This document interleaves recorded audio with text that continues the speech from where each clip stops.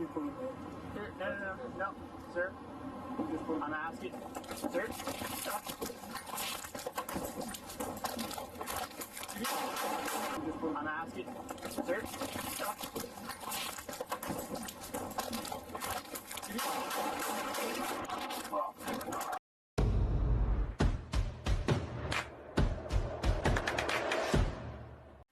Hi, and welcome to another episode of Car to Car. I'm Ramon. And hi, I'm Dana. Today we'll discuss a case out of Jacksonville where police responded to a truck used in a robbery.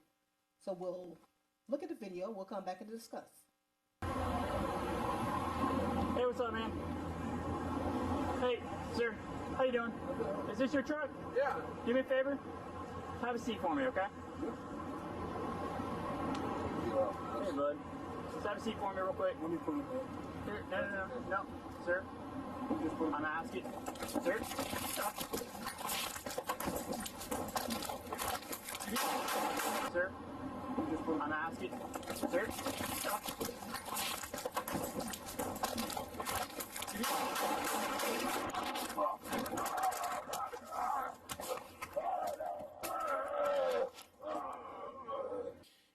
Man, after looking at this video, I am so happy that this officer did not get hurt. I'm just glad that he was able to utilize some tactics he obviously learned to try to assist himself once this offender tried to shoot him.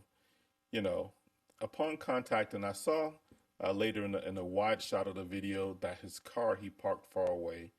You know, I felt like maybe he should have treated this like a felony stop and brought the car a little closer and waited for a backup to come. But he decides to go and check the car himself. While he's looking through the window, apparently he sees that there's some weapons inside and he wants the dispatcher to run the tag.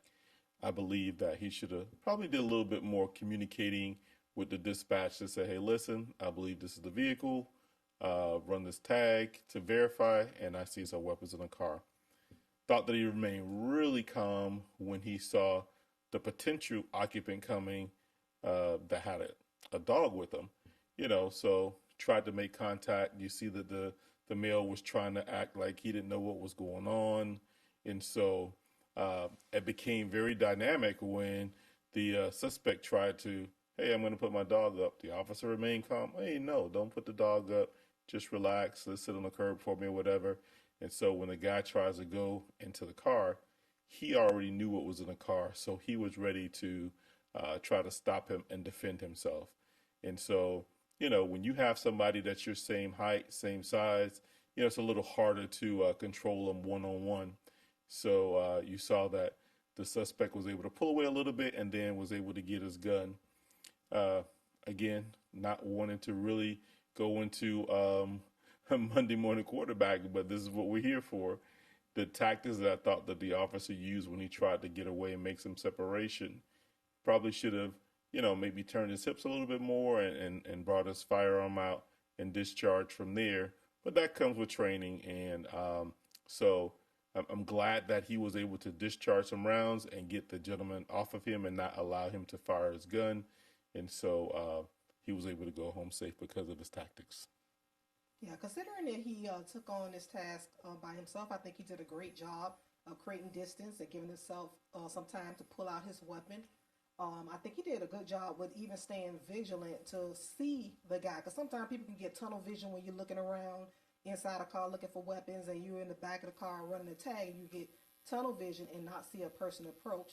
So he stayed vigilant, and he also engaged this suspect in conversation and started to give him directions to control his actions. And he knew he definitely didn't want him to get back in that car, so he escalated appropriately. So I'm glad that he was able to use his tactics to come home, basically. So good job. Yeah, and you know, when I see a lot of these videos and just some of the actions of some of the police officers, man, I look back at the training that the city of Miami has done and how we've been trained over the years and how it seems like we elevate every year when we go to survival training. And I remember one of the last survival trainings I had done before retiring was that we were doing barrel rolls. We were,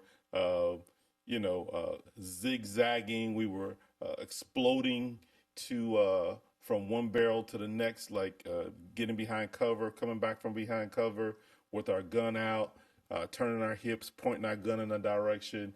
And so you never think that you're going to use that in real world scenarios.